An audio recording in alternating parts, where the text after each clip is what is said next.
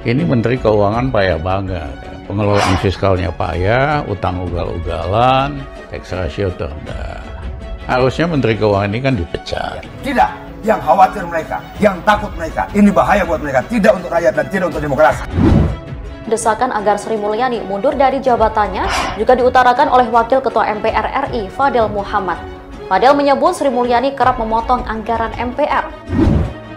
Bagaimana ini sikap begini? Kalau apa dicopot aja sebenarnya, dicopot aja sebenarnya, dicopot aja sebenarnya. Anda DPR bukan? Iya. Anda regulator bukan? Iya. Anda pembuat undang-undang bukan? Sebenarnya terserah presiden, diserahkan kepada presiden. Bakal berani Jokowi mecat Sri Mulyani. Iya. Ya, dia nggak punya nyali lah. Ibu Sri Mulyani Indrawati satu-satunya menteri terbaik dunia. Tutkah jika Menteri Keuangan Sri Mulyani Indrawati dipecat hanya karena menurunkan anggaran MPR di tengah pandemi yang membuat pemerintah memutar otak mencari segala cara untuk mendanai program pemulihan ekonomi? Ini penipuan satu lagi nih, seolah-olah ini hanya karena corona gitu. Terlalu cepat menuduh. Baiknya jangan terlalu cepat menghakimi orang. Jangan terlalu cepat menghakimi tentang apapun itu yang mungkin Bung tidak tahu. Menurut saya perbanyak piknik dulu. Ada kagak ada COVID yang menyebabkannya karena uang beredar, likuiditas disedot. Merasa diri menjadi lebih pintar dan bisa menghakimi yang lain. Negara ini diurus dengan baik, benar, dan sungguh-sungguh. Kami menjaga republik ini dengan profesional. Ya, kita butuhkan 1,4 triliun baru bagus supaya semua bisa jalan dengan baik. Jadi tindakan-tindakan kita, keputusan-keputusan kita, kebijakan-kebijakan kita untuk menangani negara, tanggung jawab kita kepada 267 juta rakyat kita.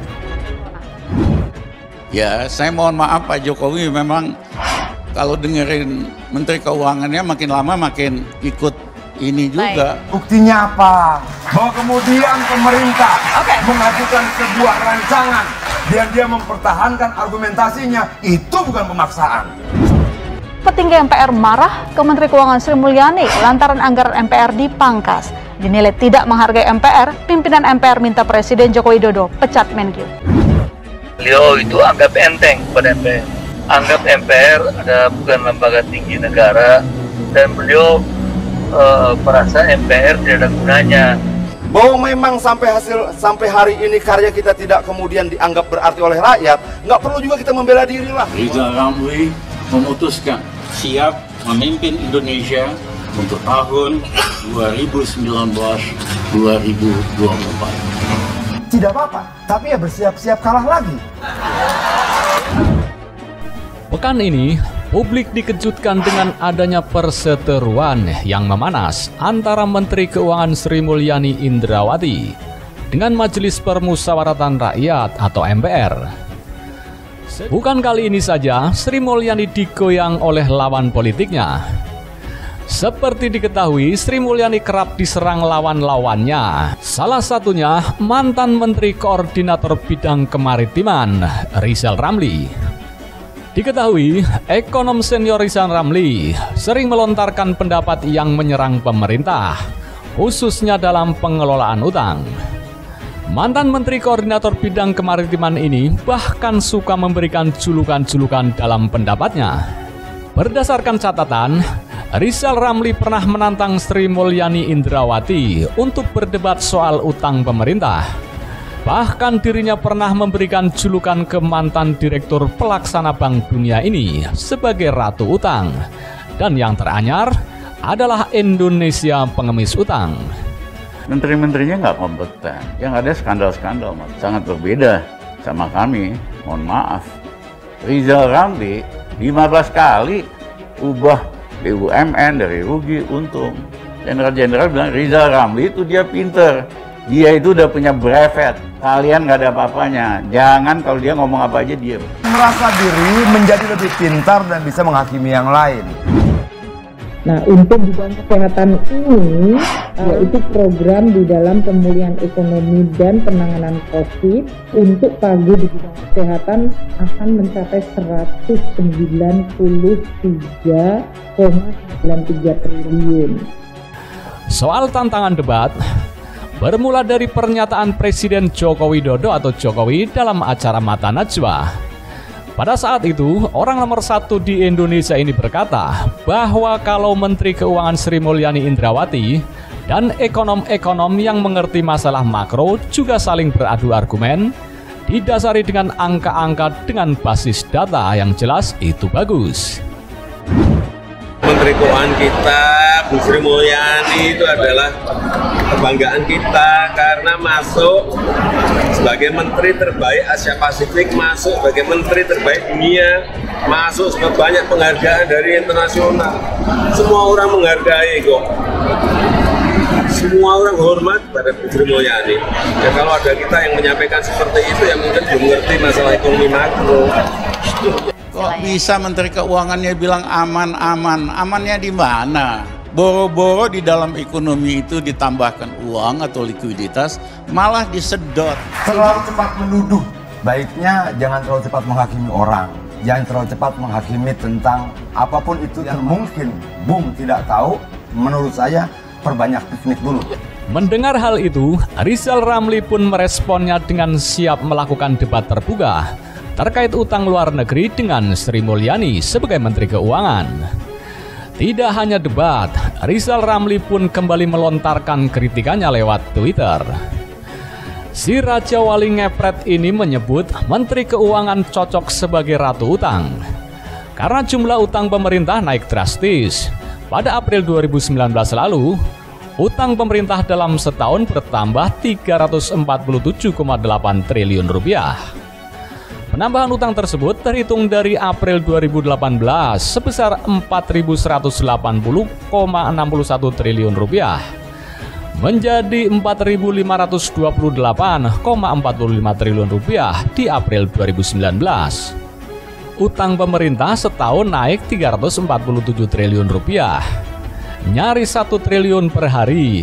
Kok prestasi tertinggi ngutang? Uang Menteri Keuangan ratu utang, dipuja-puja kreditor karena berikan bunga tertinggi di ASEAN. Tweet akun @rizalramli pada Jumat 17 Mei 2019 lalu. Sosok Sri Mulyani bisa disebut Menteri Keuangan di era Jokowi yang sukses membuat banyak gebrakan baru demi perekonomian tanah air.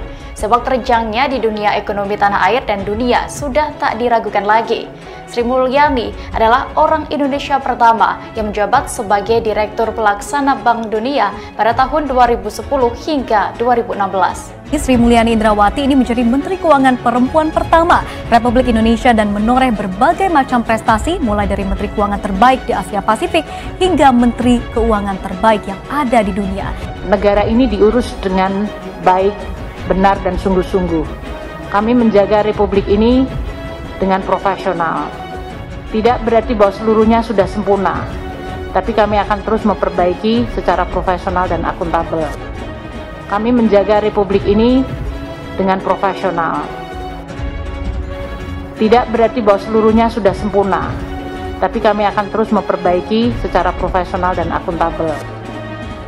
Yang terbaru, Rizal Ramli menyebut Indonesia sebagai pengemis utang.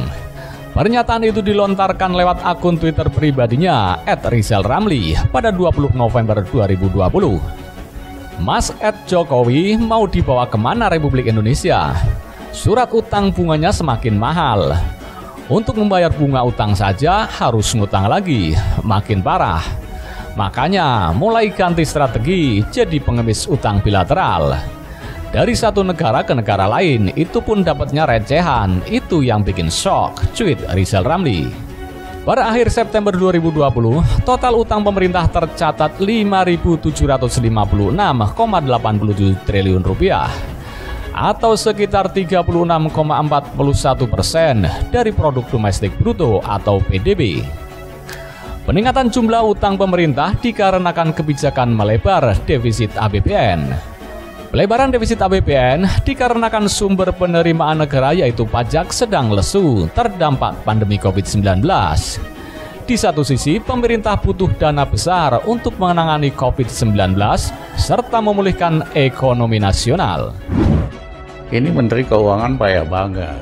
Pengelolaan fiskalnya payah, utang ugal-ugalan, tax ratio terendah.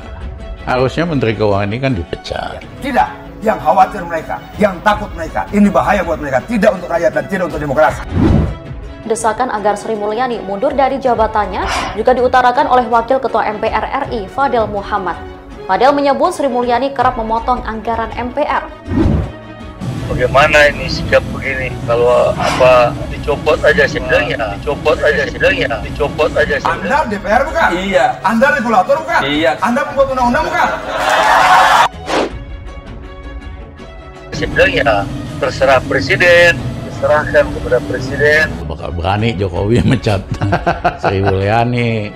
Ya, dia nggak punya nyali lah. Ibu Sri Mulyani Indrawati satu-satunya menteri terbaik dunia.